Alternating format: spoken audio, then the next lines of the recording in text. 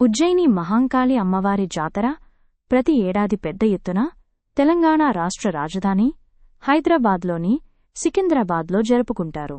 ఈ జాతర బోనాల పండుగలో భాగంగా వస్తుంది. 2025లో ఈ జాతర విశేషంగా జరుగుతుంది. ఇది ప్రత్యేకించి ఆషాఢమాసం 2వ ఆదివారం రోజున జరుగుతుంది. ఈ జాతర ప్రధాన విశేషాలు: ఉజ్జయిని మహంకాళి అమ్మవారి ఆలయం సికింద్రాబాద్లో ప్రసిద్ధి చెందిన శక్తిపీఠం. వేలాది మంది మహిళలు తమ ఇంట్లలో సిద్ధం చేసిన బోనాలు అమ్మవారికి సమర్పిస్తారు. పురుషులు పోతరాజుల వేషధారణలో డప్పుల మేళాలతో ఊరేగింపు చేస్తారు. భక్తులే కాకుండా రాజకీయ నాయకులు, ప్రముఖులు ఈ పండుగలో పాల్గొంటారు.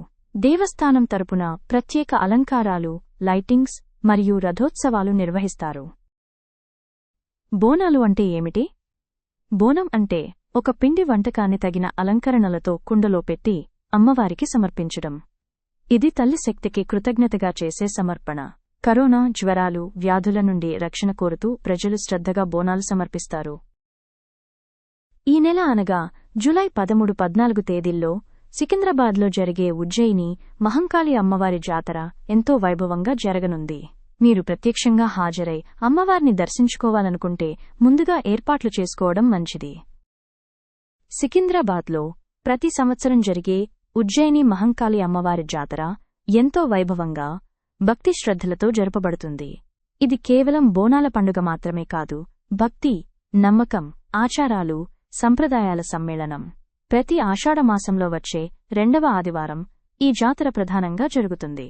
వేలాది భక్తులు ఈ రోజును ఎంతో పవిత్రంగా పరిగణించి అమ్మవారికి బోనాలు సమర్పించడానికి దూరదూరాల నుండి వస్తారు. ఈ జాతరకు గల చరిత్ర ఎంతో విశేషమైనది. సికింద్రాబాద్లోని ఉజ్జయిని మహంకాళి ఆలయం 1813లో స్థాపించబడినట్లు చెబుతారు. ప్లేగ్ వ్యాధి వచ్చిన సమయంలో ప్రజలు అమ్మవారిని పూజించి జపాలు చేసి బోనాలు సమర్పించడంతో వ్యాధి నశించిందని నమ్మకం ఉంది. అప్పటినుండి ఈ జాతర ప్రతి సంవత్సరం మరింత భక్తితో జరగడం ఆనవాయితీ అయింది. అమ్మో మహంకాళి అంటూ భక్తులు పోతరాజుల మేళాలతో, డప్పుల శబ్దాలతో ఊరేగింపుగా అమ్మవారిని దర్శించుకోవడం అద్భుతమైన దృశ్యం.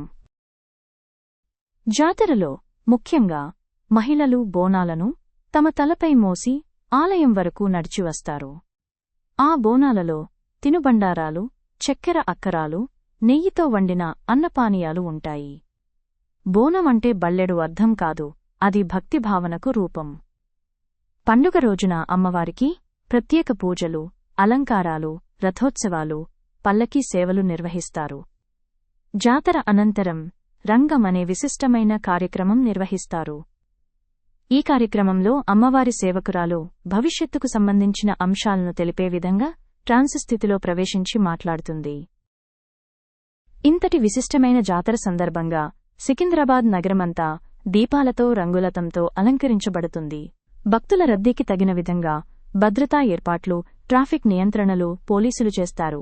టెలివిజన్ ఛానల్స్ లైవ్లో ప్రసారం చేస్తాయి. రాజకీయ నాయకులు, సినిమా ప్రముఖులు కూడా అమ్మవారిని దర్శించుకుంటారు. జాతరను కేవలం హిందువులు మాత్రమే కాకుండా అన్ని మతాలవారు భక్తితో పాల్గొంటారు. ఇది మన తెలంగాణ మత సామరస్యానికి చిహ్నం. బోనాలు తల్లి మహంకాళికి ఇచ్చే శక్తి సమర్పణ. ఈ పండుగలో భాగంగా మహిళలు తమ ఇంట్లో అన్నం వండి తలపై కుండలో పెట్టి పూలతో అలంకరించి బోనం తీసుకెళ్తారు. దీని వెనుక ఆధ్యాత్మిక భావన ఏంటంటే, మనం తిన్న అన్నం, మన జీవితం దేవుని ఆశీర్వాదమే కాబట్టి అద్దంగా తిరిగి ఆ తల్లికి సమర్పించడం ఓ కృతజ్ఞత. ఇంత గొప్ప జాతర మనం ప్రతి సంవత్సరం చూస్తున్నా దాని వెనుక ఉన్న భావన, సంప్రదాయాన్ని ప్రతి ఒక్కరూ తెలుసుకోవాలి. ఇది కేవలం పండుగ కాదు, ఇది మనకు తల్లి శక్తిని గుర్తుచేసే మేలుకొలుపు. అమ్మవారిని పూజించడం వలన మాత్రమే కాదు, ఆమెను మన హృదయంలో నిలిపి మంచిగా జీవించడమే నిజమైన భక్తి. అంతేకాక ఉజ్జయిని మహంకాళి అమ్మవారి ఆలయం అంటే శక్తికి నిలయం, భక్తికి ప్రేరణ, ప్రజలందరికీ శాంతి, ఆరోగ్యం, విజయానికి ఆలంబన. ఈ జాతర మన సంస్కృతి, మన నమ్మకాలు, మన సంప్రదాయాల గొప్పతనాన్ని చాటుతుంది. జాతర అంటే సందడి మాత్రమే కాదు, అది ఒక పునాదిలాంటి నమ్మకం. అమ్మే రక్షకురాలు అన్న బలమైన ఆత్మవిశ్వాసం.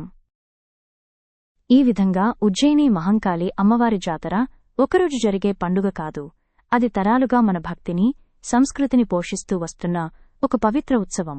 అందుకే ప్రతి ఒక్కరూ, ప్రత్యేకించి యువత, ఈ జాతర వెనుక ఉన్న నిజమైన భావనను అర్థం చేసుకుని భక్తితో పాల్గొనాలి.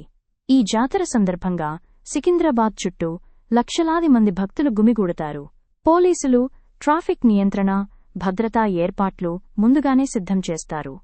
ఇది కేవలం ఒక జాతర కాదు, తల్లి ఆశీస్సులతో మన సమాజానికి, మన జీవితానికి వెలుగులు నింపే ఓ ఆధ్యాత్మిక యాత్ర.